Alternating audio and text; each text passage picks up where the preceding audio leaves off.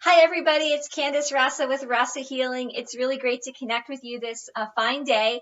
And I'm here to do a little talk today about love. And man, did I not realize how triggering and controversial love can be. I've been talking about love, writing about love, and posting about it on social media. And I've been so surprised at the pushback and resistance that I get.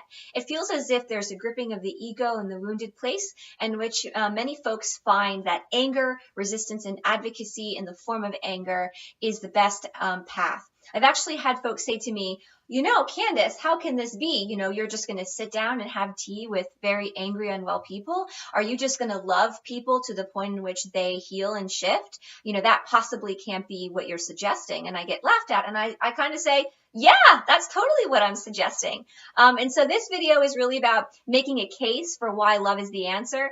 And I'm here on this planet to be that energy. And so if you're open to that just a little bit, I hope that you stick through this video. So I'm going to tell you 3 reasons why love makes a difference. The first one is that love neutralizes negative energy.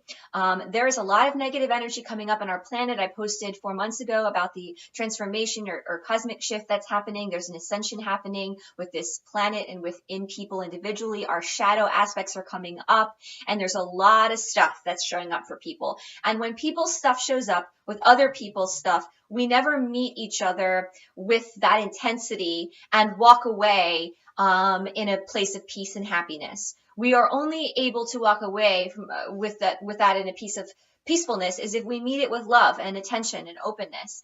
And so that's really important. I think that's an important reason why love is valuable. The second reason I have is that it closes the gap of separation. If you have over here one person or idea, and you have over here another person and idea, and you live forever within that place, you can never make it in union. You have to be with a disarmed ego through the language of love on this bridge to communicate with people to find common ground.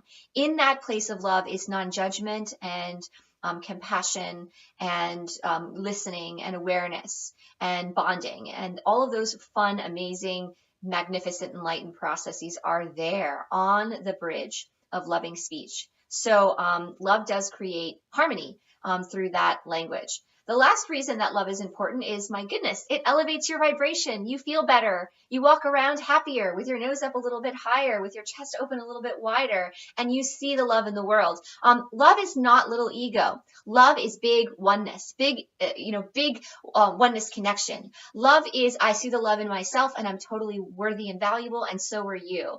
And when you can meet the world in that space, you feel invincible. You feel like nothing else matters. And I got to tell you, I do this work because I am not this work.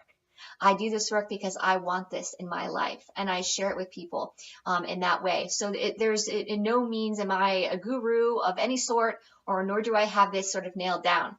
This is a cultivation and a practice that I seek to embody and to transform. And so a couple of tips I'm going to leave you with on how to do sort of this practice, how to bring love into your life. I would say the first one is to breathe. Breathe when you're met with intensity. When intensity is coming at you, that you breathe and just let it sort of pass through you. Don't respond immediately. Just breathe. The second recommendation is make eye contact. It's really hard to look into the eyes of another person and to see only hatred. I try this and I feel the heat in my chest sometimes, and I feel the anger, or I feel some resistance, and I just do my best with it. But eye contact is a really wonderful way to see through into the heart of another person. And the last tip is just a straight up physical thing. So it's just about body posture and connection. We look away, we look down, we close our shoulders, and we don't really allow ourselves to be open. So when you open your chest and you breathe and you just kind of imagine sort of doors opening here, you can be more connected. Heart opening is not in the mind. Heart opening is a feeling sense in the center of your body. So I hope you take these tips and you move them into the world, and I hope you get on the bandwagon of love. I'm not the only one, says John Lennon, and I hope that you're not either. So join me on this path. We all need to be there. I've written 2 blogs about it last month, so I hope that you check those out if you haven't. And more coming from Rasa Healing on this planet, sending all of you lots of light and especially lots of love. Take care. Bye-bye.